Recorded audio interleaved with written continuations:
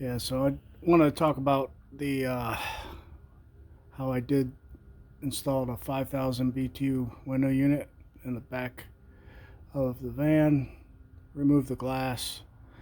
Uh, there's two pieces of 3/8 plywood here because I didn't want to have to drill into the or screw into the van itself. So I used two pieces, one on the outside and one on the inside.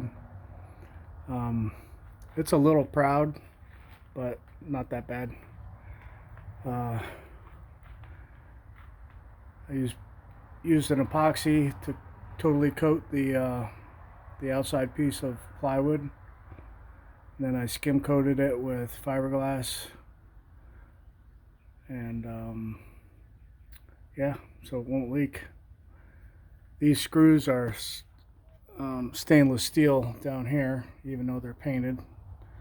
Um,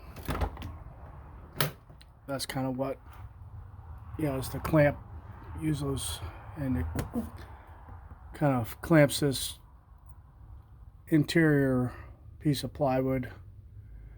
And these are just something I found at Lowe's. They use them in framing, and that's kind of what supports the AC unit on the bottom. So yeah, nothing too hard about it really. Took about a day, I guess, working on it, but it works. So with my inverter and battery and solar panels, it does pretty good. I think it'll run about 6 hours or so just on the battery.